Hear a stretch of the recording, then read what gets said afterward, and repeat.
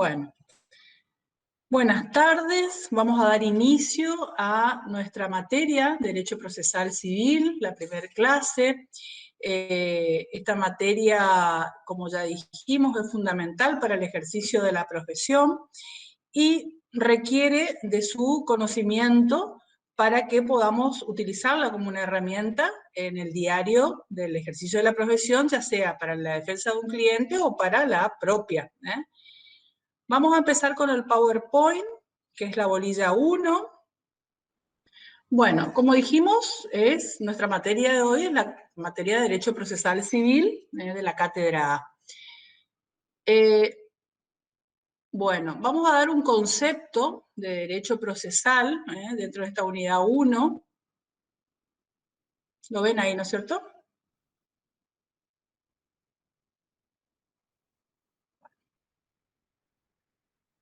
Bueno, el derecho procesal. ¿No lo ven? ¿No lo están viendo? No se ve, doctora. Pues yo lo estoy viendo, por eso es raro. Estamos, a ver, espérame. Compartir. ¿Ahora sí? Ahora sí.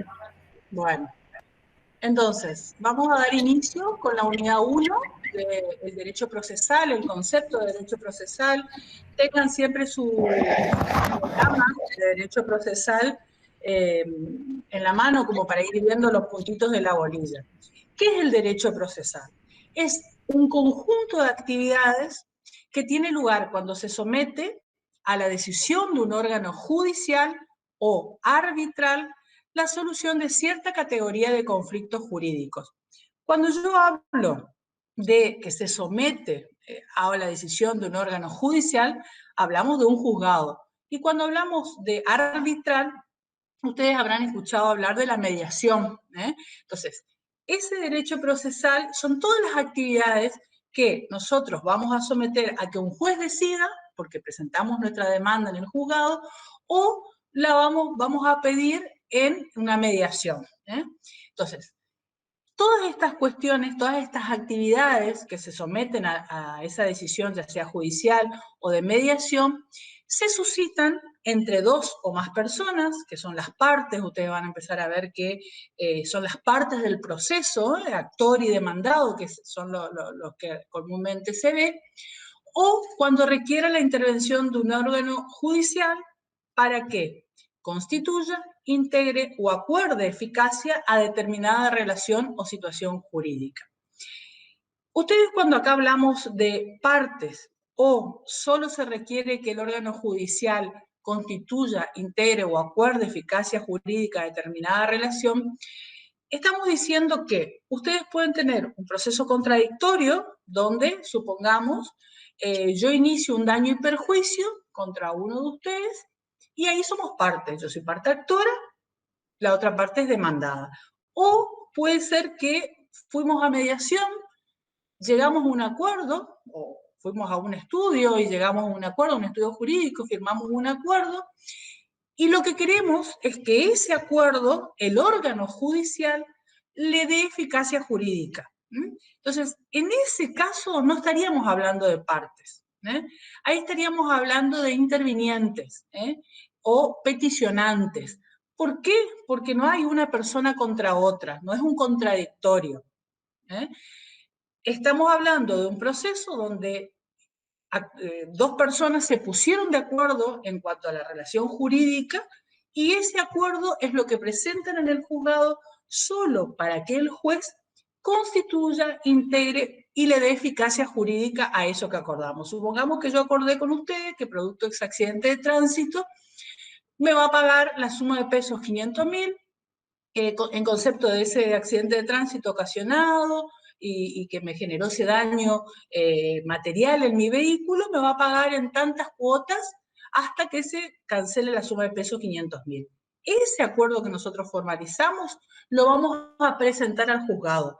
¿Para qué? Para que el juez homologue ese acuerdo y en caso de incumplimiento por parte de la parte obligada a ese pago, yo pueda ejecutar ese acuerdo. Entonces, ese es el paralelismo que ustedes tienen que hacer, que hay, por un lado, las partes en un proceso contradictorio contradictorio, y por otro lado es cuando el peticionante solicita la homologación del acuerdo. Ahí no hay un contradictorio. Ahí lo único que se busca es que el juez constituya, integre y le dé eficacia jurídica a ese acto. Que no quiere decir que ese acto no valga desde la firma del convenio. Desde que ustedes firmaron un convenio conmigo diciéndome le debo 500.000 pesos por el accidente de tránsito, ese convenio es obligatorio. Lo que pasa que para poder ejecutar ese convenio lo tengo que homologar judicialmente. Yo siempre digo tener el visto bueno del juez, en términos no tan jurídicos. Bueno, este derecho procesal a título secundario también es el estudio de actividades vinculadas con la organización y funcionamiento interno de los órganos judiciales, que tiene por objeto facilitar el desarrollo de las actividades mencionadas precedentemente. O sea, nosotros en el Poder Judicial tenemos una ley orgánica del Poder Judicial, tenemos el reglamento interno del Poder Judicial, entonces, también esto que tiene que ver con la organización de los órganos judiciales son materias del derecho procesal. Bueno, el contenido del derecho procesal, la jurisdicción y la competencia de los órganos judiciales y el régimen jurídico en que están sometidos, el régimen jurídico de las partes y peticionarios y de sus representantes y asistentes, los requisitos, contenidos y efectos de los actos jurídicos, el trámite del proceso a través de los distintos procedimientos que lo integran. Acuérdense que ustedes tienen el Código Procesal de la Nación o el Código Procesal del Chaco, pero además hay un montón de otras leyes que hablan sobre el funcionamiento, sobre determinadas normas, y también integran ese derecho procesal. No es solo el Código Procesal de la Nación o el Código Procesal de la provincia del Chaco. Bueno, en cuanto a los caracteres del derecho procesal, tiene un ámbito secundario, porque las normas que regulan el procedimiento no tienen un fin en sí mismo, por eso son normas secundarias, son solo un medio para lograr la realización de los intereses tutelados en una norma sustancial, que son las normas primarias. Ustedes tienen las normas procesales, que son normas secundarias, y las normas de fondo, o el Código Civil, por ejemplo, en este caso nosotros que tenemos derecho procesal civil, que son las normas primarias. Nosotros nos tenemos que regir o llegar, el fin que tiene es que esa norma o esa figura que tiene el Código Procesal, el Código Civil de la Nación, pueda llevarse a cabo a través de estas normas de procedimiento, que son, por eso se llaman normas secundarias, o por eso se caracteriza como una norma secundaria a las de derecho procesal, porque se considera que las normas sustanciales o las normas de fondo son las normas primarias. Código Civil, Código Procesal Civil de la Nación. Es una rama autónoma, el proceso excluye la indagación de las motivaciones subjetivas que determinan el cumplimiento de los actos procesales, o sea, nadie le va a preguntar o nadie se pregunta por qué el traslado de una demanda es de 10 días. ¿Por qué, no sé, se hace una prueba testimonial? O sea, no se indaga sobre los motivos subjetivos por los cuales hay que cumplir con estos actos procesales. Pertenece al derecho público, porque el Estado tiene una posición preeminente frente a los terceros o las partes, le impone unilateralmente la observancia de determinadas conductas, es el Estado el que determina cómo hay que hacer este procedimiento. Por eso son pertenecientes al derecho público. Las partes no pueden regular el desenvolvimiento del proceso de acuerdo a su voluntad, o sea, no está librado al arbitrio de las partes que digan, en vez de 10 días el traslado, quiero 15. En vez de que me fije en una audiencia testimonial, quiero presentar yo nomás una declaración. O sea, no está librada a la voluntad de las partes el desenvolvimiento del proceso. El proceso es de cumplimiento obligatorio para todas las partes. Sin perjuicio de las normas convencionales, o sea, sin perjuicio de que ustedes saben que a partir de nuestro código, de nuestra Constitución Nacional, el 75, inciso 23, se incorporaron todos los tratados, determinados tratados internacionales, convenciones internacionales que tienen el mismo raigambre constitucional. Entonces, sin perjuicio de que esas normas convencionales también está obligado el juez a aplicar no solo el derecho interno, sino también las convenciones a las cuales nuestro país adhirió. Bueno, en cuanto a la eficacia de las normas procesales en el tiempo y en el espacio, acá hubo, cuando se reformó el Código Civil y Comercial de la Nación, la doctora Ida Kemmelmacher de Carlucci, que es una de las que estuvo en la reforma del Código Procesal, explicaba bien este artículo, porque se suscitaron una serie de problemas. Les comento así, por ejemplo, antes de la reforma, como para que ustedes entiendan esto, antes de la reforma del Código Civil, nosotros en el juzgado de familia teníamos divorcio con causa. Divorcios donde la parte podía plantear el divorcio fundado en una causal subjetiva, adulterio, malos tratos, o sea, estaba previsto esa causal subjetiva en nuestra norma de fondo, que era el Código Civil. Cuando se sanciona el Código Civil y entra en vigencia a partir del 2015, se suprimieron todas las causales subjetivas y ahora ya no se indaga sobre los motivos por los cuales uno se quiere divorciar. Con que exista la voluntad de una de las partes, el juez ya puede declarar el divorcio. Entonces, ¿qué dice esta norma del artículo 7 del Código Civil y Comercial de la Nación? Habla de la eficacia temporal. Dice que a partir de la entrada en vigencia del Código Civil y Comercial, las leyes se aplican a las consecuencias, y esto es lo que ustedes tienen que tener en cuenta, a las consecuencias de las relaciones y situaciones jurídicas existentes. En estas palabritas se circunscribió entender qué se hacía. Porque, por ejemplo, en estas causas que yo le digo, en estos divorcios, en algunos casos se estaba tramitando, ya se le había corrido traslado a la otra parte de la causal subjetiva de divorcio, la otra parte ya contestó, ya estaba por dictarse sentencia, pero como estas causas todavía no tenían una sentencia, y una sentencia firme, con sentencia de divorcio, inscrita, que no haya sido apelada, todavía se consideró que todavía esas consecuencias eran existentes. Entonces, había que aplicarle la nueva ley, fundado en esto, que todavía no estaban dadas esas consecuencias, no estaban cerradas esas consecuencias y esas situaciones jurídicas existentes. El artículo sigue diciendo que las leyes no tienen efecto retroactivo, o sea, no van para atrás, sean o no de orden público, excepto disposición en contrario. Claro, no van para atrás. Si vos tenés una sentencia de divorcio, supongamos que salió la sentencia de divorcio en enero del 2015, donde declaró culpable del divorcio a una de las partes, eso ya no se puede modificar.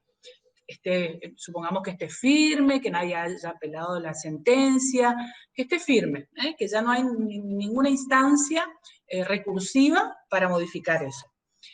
Eso no se puede tocar, porque las leyes nuevas no tienen efectos retroactivos para modificarlas. Eso es lo que quiere decir el código.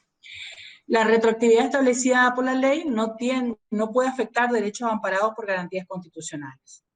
Las nuevas leyes supletorias no son aplicables a los contratos en curso de ejecución, con excepción de las normas más favorables al consumidor en las relaciones de consumo. Eso habla más que nada de la Ley de Defensa del Consumidor y todo esto. También el 75, inciso 22 de nuestra Constitución Nacional establece que las provincias se reservan la facultad de legislar en materia procesal. Por eso es que nosotros, el Chaco, tiene un código procesal totalmente distinto al Código Procesal de la Nación, totalmente distinto al Código Procesal quizás de Salta, de Corrientes. Entonces, en virtud de esta norma de la Constitución Nacional, las provincias se reservaron la facultad de legislar su propia materia procesal. En conclusión, la nueva normativa, o sea, por ejemplo, en este caso, el Código Civil que entró en vigencia en agosto del 2015, no se aplica a los juicios concluidos con sentencia firme, con anterioridad a la vigencia de aquella. La nueva normativa se aplica a los juicios que se inician con posterioridad al inicio de tal vigencia, sin tener en cuenta en qué momento temporal se constituyó la relación jurídica invocada como sustento de la acción. era lo que yo les explicaba. Supongamos que la separación se produjo en el 2012, y se inició el divorcio por causal subjetiva, por algún tipo de causal como era el anterior Código Civil, pero todavía no salió la sentencia. Entonces, la nueva normativa se tiene que aplicar a eso. Los actos procesales cumplidos con anterioridad deben regirse conforme a la ley anterior, por el principio de preclusión. Los trámites, diligencias o plazos que hayan comenzado a correr o hayan tenido principio de ejecución serán de aplicación las normas anteriores. O sea, si ustedes contestaron un traslado durante la vigencia de la anterior norma que establecía 10 días, ya contestaron el traslado y se avanzó con el proceso, y después de eso se reforma el Código Procesal y establece 15 días, ya esos plazos ya precluyeron, ya vencieron, no es que se le va a dar 5 días más, a eso es lo que se refiere esta norma. Acá yo les traigo, como para que ustedes vean, lo que dice nuestro Código Procesal del Chaco, a través de la Ley 7950, en su artículo 14. Dice, aplicación de las normas procesales en el tiempo. Las normas procesales son de aplicación inmediata y alcanzan incluso a los procesos en trámite. O sea, no hay sentencia, están en trámite. No obstante, no regirán para los trámites, diligencias o plazos que hubiesen empezado a correr o teniendo principio de ejecución antes de su vigencia, antes de su entrada en vigor, ni para los recursos interpuestos, los cuales serán por las normas entonces vigentes. Había plazos que ya estaban corriendo.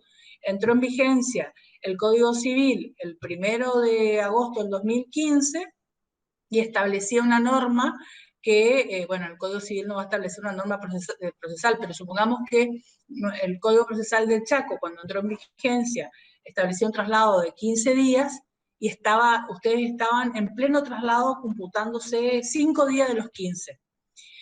Y con la reforma se redujo a 10. Ustedes tienen los 15 días porque ese traslado empezó a correr teniendo en cuenta la anterior vigencia del Código Procesal. Asimismo, el juez o tribunal que esté conociendo en un asunto continuará en el mismo hasta su terminación, aunque la nueva norma modifique las reglas de competencia. Este principio de perpetua jurisdicción establece quién estuvo conociendo, el juez que estuvo conociendo en un asunto, mantiene la competencia para resolverlo por decisión firme, cualquiera sea la nueva norma en materia de atribución de causas. Esta es la garantía constitucional del juez natural, del juez que tenía que entender en el proceso. Bueno, y la eficacia de las normas procesales en el espacio está el principio de territorialidad, el lex fori, la aplicación de la ley extranjera, los oficios entre los jueces de la República Argentina, salvo los requisitos de admisibilidad que están sujetas a las normas procesales donde tramita el juicio, salvo que contrarían las normas de orden local. Por eso cuando viene un exhorto o un oficio de Brasil para que nosotros demos cumplimiento con algo, tenemos que ver si no contradice las normas de orden local. Si no, en principio, si el Código de Brasil establece que por ese traslado le tenemos que dar 20 días, el juez que tiene que notificar eso, nos ha pasado que un juez de Brasil nos pida a nosotros que le notifiquemos un traslado de demanda a una persona que vivía acá en Resistencia, tenemos que respetar, como dice el Código de Brasil, salvo que manifiestamente contraría a alguien algo de orden local, pero algo mucho más sustancial que un plazo. Bueno, hasta aquí estas cuestiones yo creo que son sencillas, yo creo que ustedes la van a poder volver a leer, y del material bibliográfico que hay en la cátedra lo van a poder ver. No es algo complejo, así que me parece que con esto es suficiente. Si lo quieren leer un poquito más, tienen el material bibliográfico en la plataforma Educasal. ¿Alguna preguntita? Los escucho.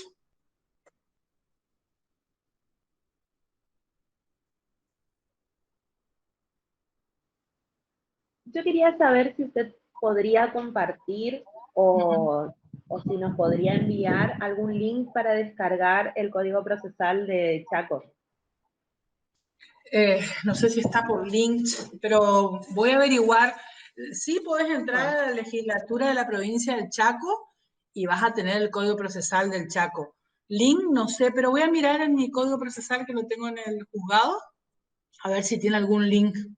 La verdad que no tengo presente, pero si no, podés imprimirlo y tenerlo también ahí desde la página, desde de la Cámara de Diputados, todas las leyes que hay en la Cámara de Diputados. Pero lo voy a mirar a ver si te lo puedo conseguir. Perfecto, gracias, doctora.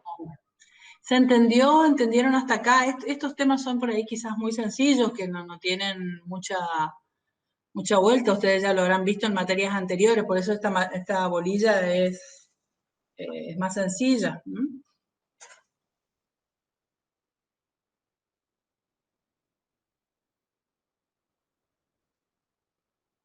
Díganme nomás, comenten, me voy a dejar de grabar y comenten